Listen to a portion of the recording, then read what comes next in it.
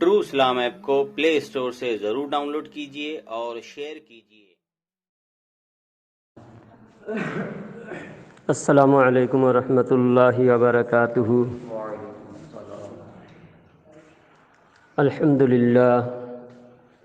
الحمد للہ کفا والصلاة والسلام علی نبیہ المصطفیٰ، اما بعد فاعوذ باللہ من الشیطان الرجیم، بسم اللہ الرحمن الرحیم۔ یا ایہا الذین آمنوا اتقوا اللہ وکونوا مع الصادقین۔ صدق اللہ المولانا العظیم وصدق رسولہ النبی الکریم، ونحن على ذلك ما قال ربنا لمن الشاهدين والشاكرين، والحمد لله رب العالمين۔ بلغ العلا بكماله، كشف الدجى بجماله، حسنت جميع خصاله، صلوا علیہ وآلہ۔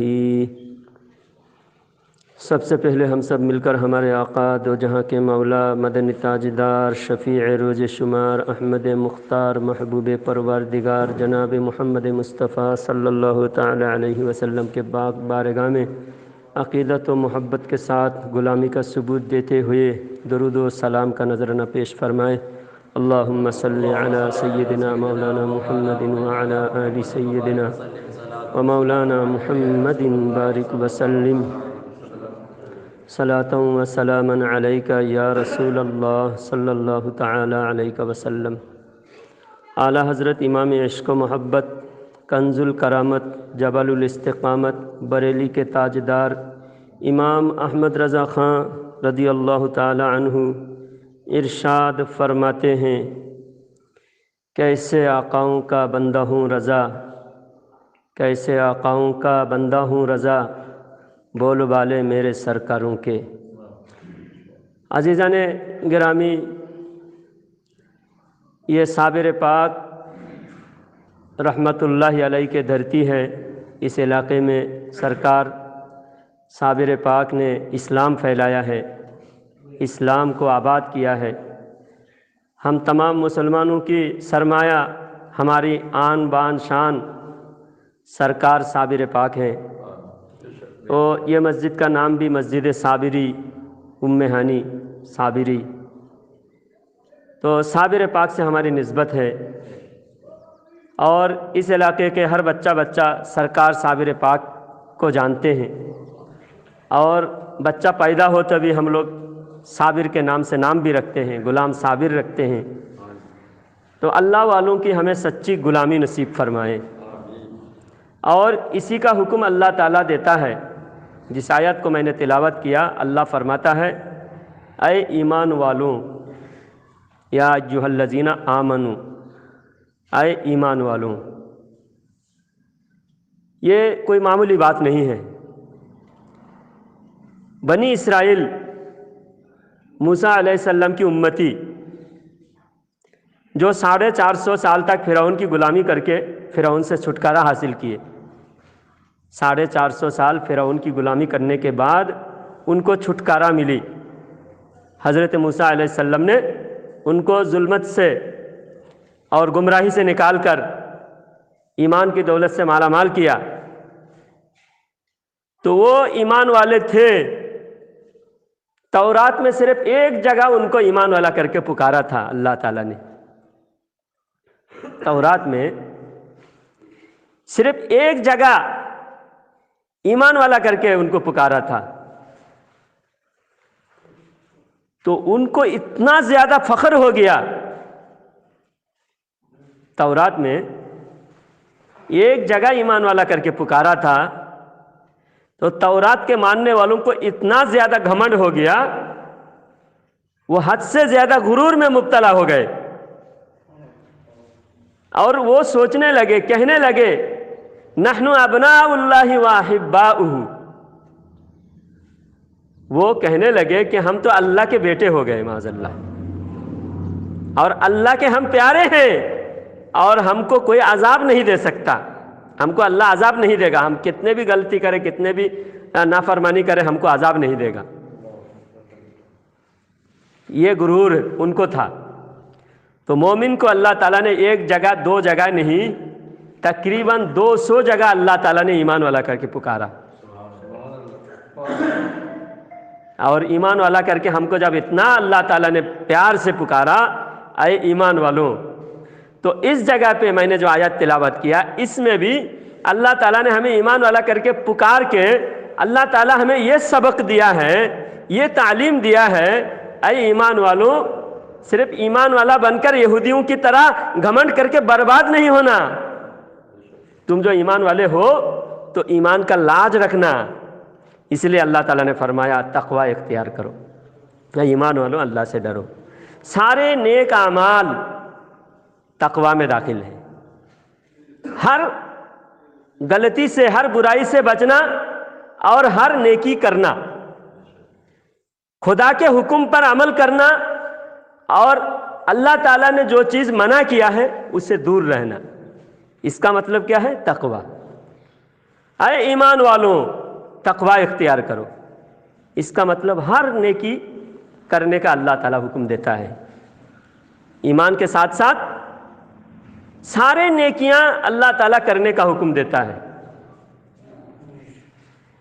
جب سارے نیکیاں اللہ تعالیٰ کرنے کا حکم دیتا ہے، تقوی ہو گیا، ساری نیکیاں اس میں آ گئی۔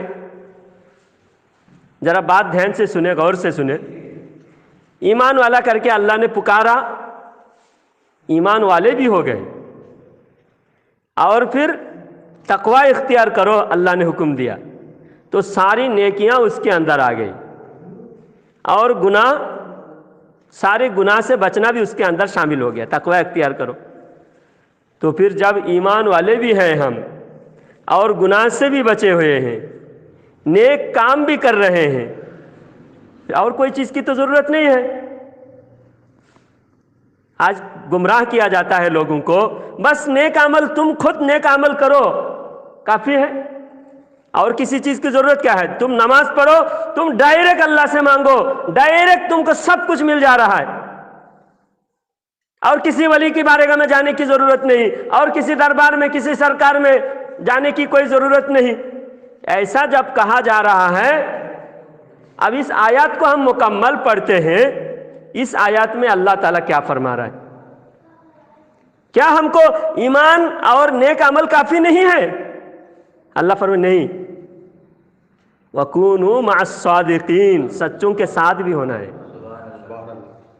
نیک عمل تم کر رہے ہیں، نیک عمل، مگر نیک عمل نے کرنے، اگر صرف نیک عمل کی بات ہوتی، ایمان لاؤ، نیک عمل کرو، برائی سے بچو، اتنے میں اگر کافی ہو جاتا تو پھر شیطان ہمارے سے جیت جاتا، ابلیس کی جیت ہو جاتی۔ ابلیس کہتا میں تو تم سے زیادہ نیک عمل کیا تھا، پھر میرا بیڑا کیوں غرق ہوا؟ میں 650 کروڑ سال میں نے عبادت کیا، مجھ سے بڑا عابد کوئی نہیں، زمین پر کوئی جگہ باقی نہیں جہاں پر میرا سجدہ نہ ہو، تو پھر نیک عمل میں کیا، تم صرف نیک عمل کر کے بیڑا پار ہونا چاہتے ہو، تم یہ سوچتے ہو کہ تم نیک عمل کر کے بیڑا تمہارا پار ہو جائے گا۔ تو شیطان کا منہ بند کرنے کے لیے، اور ان شیطان کے ماننے والوں کا منہ بھی بند کرنے کے لیے، اللہ تعالیٰ نے تیسرا حکم اس آیت کے اندر فرمایا کہ اے ایمان والوں، تم کو ایمان والا تو میں نے ڈگری دے دیا، اور تم نیک عمل بھی کرنے والے ہو گئے، تقوی، سارے تقوی متقی پرہیزگار بھی ہو گئے، اب تم کو یہ پرہیزگاری اور نیک عمل کو، ایمان اور عقیدہ کو بچانے کے لیے تم کو سچوں کی ساتھ ہونا ہے۔ یا ایھا الذین آمنوا اتقوا اللہ، اے ایمان والوں تقوی اختیار کرو، وکونوا مع الصادقین، سچوں کے ساتھ ہو جاؤ۔ یعنی نیک اعمال سے کچھ لوگ یہ کہتے ہیں کہ ہم بس ڈائریکٹ اللہ تعالیٰ کے پاس ہماری ہر بات سنی جاتی ہے. بے شک ڈائریکٹ اللہ تعالیٰ سے اگر ہم کہہ دیں تو اللہ ڈائریکٹ سنتا ہے. اللہ ڈائریکٹ سنتا ہے. اور اللہ قرآن میں فرماتا ہے وَإِذَا سَأَلَكَ عِبَادِي عَنِّي فَإِنِّي قَرِيبٌ. جب میرا بندہ مجھ سے پوچھے اللہ کہاں ہے، اے میرے محبوب صلی اللہ علیہ وسلم آپ کہہ دیجئے اللہ بہت قریب ہے. تو یہ جو باطل عقیدہ والے گمراہ بددین لوگ، بد مذہب، یہ لوگ کہتے ہیں کہ تم لوگ وسیلہ لیتے ہو، ہر دربار میں جاتے ہو، ہر بزرگ کے بارگاہ میں ہر بزرگ کا وسیلہ. ان سارے بزرگوں کے پاس جانے کی ضرورت کیا ہے؟ ڈائریکٹ اللہ سے مانگو، اللہ دیتا ہے. حدیث پاک میں ہے کہ تم جب جوتی کے تسمہ بھی ٹوٹ جائے، نمک بھی گھر میں ختم ہو جائے تو ڈائریکٹ اللہ سے مانگو. حدیث میں ہے. ہم اس کا انکار نہیں کرتے. اللہ ڈائریکٹ دے سکتا ہے، دیتا بھی ہے، لیکن اللہ تعالیٰ کو وسیلہ پسند ہے. دینا اور دے سکنا الگ بات ہے، لیکن اللہ تعالیٰ کو وسیلہ پسند ہے. بزرگوں کا نام، اللہ اپنے محبوب کا نام کو پسند فرماتا ہے. ان کے نام لینے کے بعد اللہ تعالیٰ کی محبت، جس بندوں سے اللہ کو محبت ہے ان کا نام لینے سے اللہ خوش ہوتا ہے. اسی لیے دعاؤں میں ہم اللہ والوں کا نام لیتے ہیں تاکہ اللہ خوش ہو کر جو ہم ہاتھ اٹھائے جس کام کے لیے، اللہ تعالیٰ فوراً وہ چیز عطا کر دے. دعا کی مقبولیت میں اضافہ ہوتا ہے اور مقبولیت کی گارنٹی بڑھ جاتی ہے. اس لیے ہم اللہ والوں کے وسیلہ لیتے ہیں، اللہ والوں کے نام کا صدقہ لیتے ہیں. اللہ تعالیٰ اس دعا کی گارنٹی اللہ دیتا ہے جس دعا میں اللہ والوں کا نام شامل ہو. ورنہ ہم انکار نہیں کرتے کہ اللہ ڈائریکٹ دے نہیں سکتا، اس لیے ہم وسیلہ لیتے ہیں. اور ہمارے بھی کچھ جاہل لوگ ایسا بولتے ہیں جس وجہ سے وہابیوں کو دوسرے لوگوں کو بولنے کا موقع ملتا ہے. ہمارے لوگ کیا بولتے ہیں کہ دیکھو کہیں بادشاہ کے دربار میں جانا ہو تو پہلے چاپراسی کے پاس جانا پڑتا ہے، چوکی دار کے پاس جانا پڑتا ہے، پھر منتری کے، اس کے بعد چوکی دار سے ہوتے ہوئے منتری کے پاس، پھر منتری سے ہوتے ہوئے وہ دربار کا سیکریٹری کے پاس، اس کے بعد بادشاہ کے پاس جاتے ہیں. یہ ہمارے لوگ مثال دیتے ہیں، لیکن مثال اللہ تعالیٰ بے مثل و بے مثال ہے. کوئی مثال اللہ تعالیٰ کے لیے فٹ نہیں ہوتا. لیسا کمثلہ شیء، اللہ کے لیے کوئی مثال فٹ نہیں ہوتا، کوئی مثال اللہ کے لائق نہیں ہو سکتا. اور دنیا کے بادشاہ کا مثال اللہ سے کیسا دیا جا سکتا ہے؟ جب دنیا کا بادشاہ ہوتا ہے وہ ایک ساتھ 10 آدمی بولے تو سن نہیں سکتا. ایک ساتھ 2 آدمی بھی اگر 2 طرف سے بات کرنے لگے تو دنیا کا کوئی بھی شریف سے شریف انسان بھی جلال میں غصے میں آئے گا. ارے تم کم سے کم ایک کر کے تو بولو. اگر آپ بھی 2-4 آدمی ایک ساتھ بولنے لگو تو میں سب کی طرف دھیان نہیں دے سکتا، سب کی بات پہ سوچ نہیں سکتا، کیونکہ میرا دماغ ایک ہے، میرا دل ایک ہے. تو میں ایک دل سے، ایک دماغ سے ایک ہی آدمی کا سوچ سکتا ہوں. لیکن حدیث قدسی میں ہے، اللہ تعالیٰ فرماتا ہے اے انسان، اے آدم کی اولاد، قیامت تک جتنے انسان دنیا میں آئیں گے اور آدم علیہ السلام سے لے کر اب تک جتنے انسان آ چکے ہیں دنیا میں، اور انسان کے ساتھ ساتھ سارے مخلوقات ایک میدان میں حاضر ہو جائے، سب ایک ساتھ اللہ تعالیٰ کو پکارے، سب الگ الگ بھاشا میں پکارے، الگ الگ زبان سے پکارے، اور سب کی اپنی اپنی مرضی میں پکارے. اللہ تعالیٰ کو سب الگ الگ پکارتا ہے، اللہ تعالیٰ سب کا اکٹھا سنتا ہے.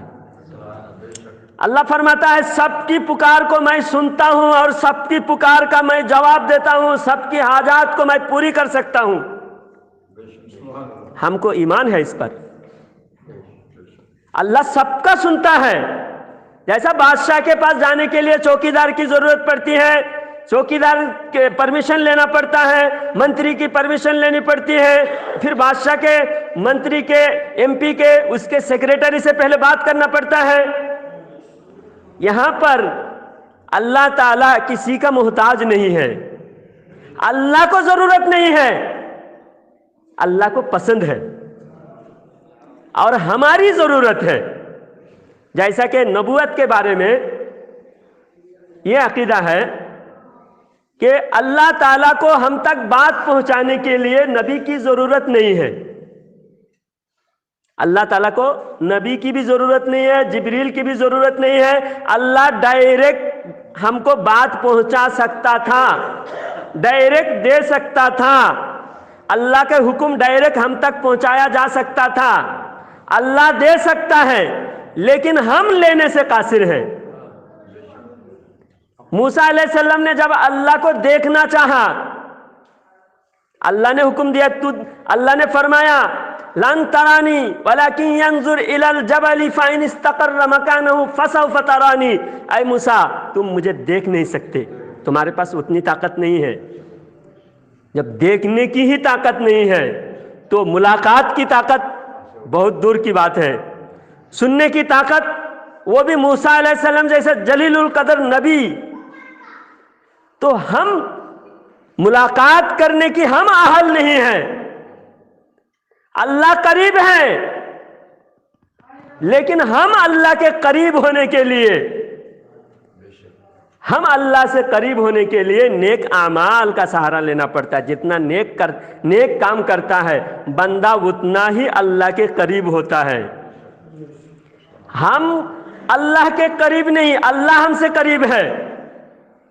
ایک بات اس کا دھیان سے سنیے، اس کا اچھی طرح سمجھیے، اللہ ہم سے قریب ہے لیکن ہم قریب نہیں۔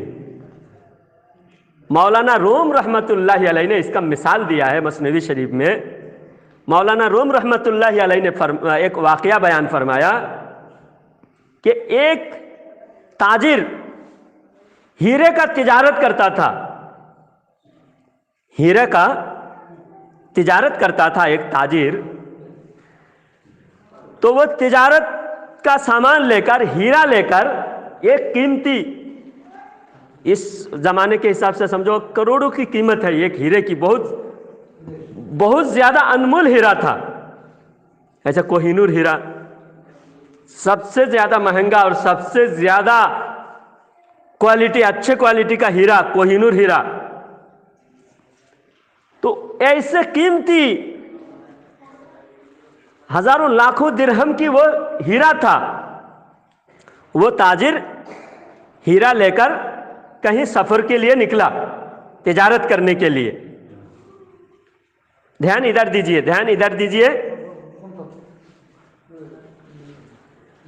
کوہ نور ہیرا کی بات چل رہی تھی۔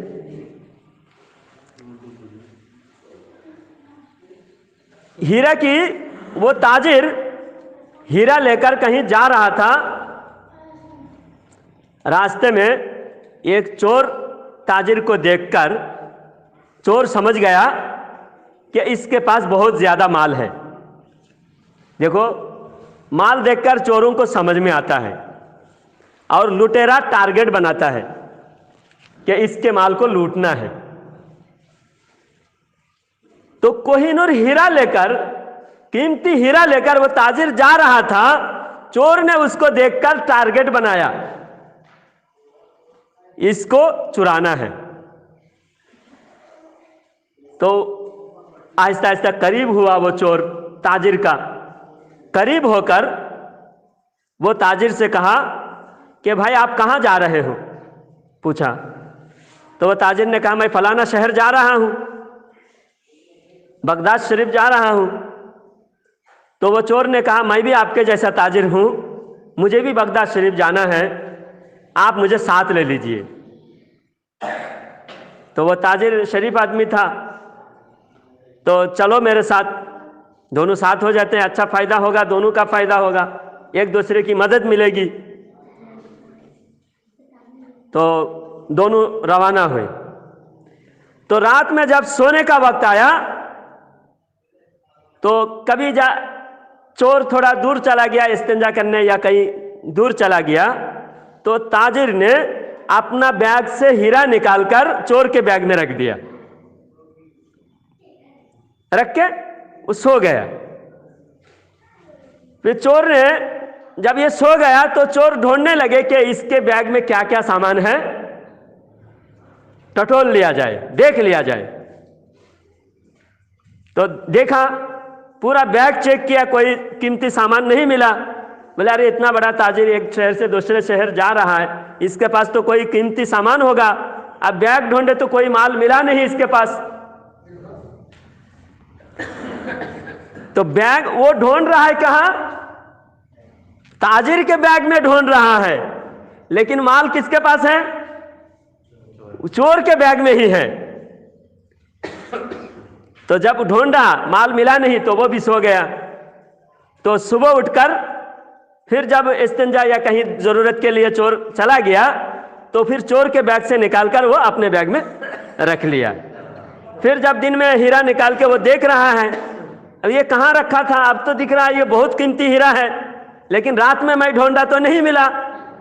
تو آخر 2 دن اس طرح 2-3 دن گزر گیا، چور کو چرانے کا موقع ہی نہیں ملا۔ تو پھر اس چور نے تاجر سے پوچھا کہ بھائی تم یہ سامان کہاں رکھتے ہو، چھپا کے رکھتے ہو، کہاں چھپا کے رکھتے ہو؟ میں تو 2 دن سے ڈھونڈ رہا ہوں۔ ساری بات اس نے کھول دی کہ میں اصل میں چوری کرنے کے لیے یہاں پر آپ کے سامان لینے کے لیے میں آپ کا ساتھ ہو گیا، لیکن 2 دن سے ڈھونڈ رہا ہوں آپ کے پاس یہ چیز۔ جب آپ جاگتے ہو، جب دن بھر آپ کے پاس ہوتا ہے، جب مجھے موقع لینے کا ہوتا ہے تب میں ڈھونڈتا ہوں، نہیں ملتا۔ تو وہ تاجر نے کہا اصل میں ہیرا تیرے قریب تھا، تو ہیرا کے قریب نہیں تھا، تو ہیرا کے قریب تو نہیں تھا۔ تو مولانا روم رحمت اللہ علیہ، اللہ والے دیکھو کتنا بڑا مسئلہ کتنے آسانی سے، کتنے آسان لفظوں میں سمجھا دیا۔ مولانا روم رحمت اللہ علیہ فرماتے ہیں اسی طرح دھوکہ دیا جاتا ہے، کہتا ہے کہ اللہ سب کے قریب ہے تو ڈائریکٹ اللہ سے مانگو، ڈائریکٹ اللہ سے لو، وسیلہ کی ضرورت نہیں، بزرگوں کے نام کی ضرورت نہیں، کوئی سرکار دربار کی ضرورت نہیں ہے، ڈائریکٹ اللہ دیتا ہے، ڈائریکٹ اللہ کے پاس جاؤ۔ تو مولانا روم رحمت اللہ علیہ فرماتے ہیں کہ اللہ تمہارے قریب ہے، تم اللہ کے قریب نہیں ہو۔ تم اللہ کے قریب کب ہوگے؟ قربانی دینے سے اللہ کے قریب ہوتا ہے۔ اس لیے قربانی لفظ کا مطلب کیا ہوتا ہے؟ اللہ کے قریب ہونا۔ قربانی کا مطلب کیا؟ اللہ کے قریب ہونا۔ تو ہم بھی جان مال راہ خدا میں خرچ کریں گے اور اللہ کے عبادت کریں گے اور اللہ تعالیٰ کے احکامات پر عمل کریں گے، اللہ والوں کے نقش قدم پر چلیں گے۔ اللہ والوں کے نقش قدم پر چلنے کی وجہ سے ہم اللہ کے قریب ہوں گے، کیونکہ وہ اللہ کے قریب ہے۔ اسی لیے کہتے ہیں اللہ اللہ کہنے سے اللہ نہیں ملتا، یہ اللہ والے ہیں جو اللہ سے ملا دیتے ہیں۔ عزیزان گرامی، یہاں پر 13 تاریخ کو جلسہ ہے۔ جلسے کا انتظامات کے بارے میں حافظ صاحب چند باتیں عرض کریں گے، وقت زیادہ ہو چکا ہے۔ آپ سبھی حضرات جلسے کو کامیاب بنانے کے لیے بھرپور آپ لوگ حافظ صاحب کا ساتھ دیں، اور اس علاقے میں اہل سنت کا ماحول ہمیں بنانا ہے۔ ہم پہلے بھی جلسہ رکھے ماشاءاللہ، آپ سبھی حضرات آ کر ہمارا ساتھ دیے، جلسہ ماشاءاللہ بہت کامیاب رہا۔ تو یہ جلسہ بھی 13 تاریخ کا جلسہ بھی کامیاب رہے، اس کے لیے آپ حافظ صاحب جو بتائیں گے اس حساب سے آپ اس پر عمل کریں۔ اللہ تعالی ہم سب کو کہنے سننے سے زیادہ عمل کی توفیق عطا فرمائے۔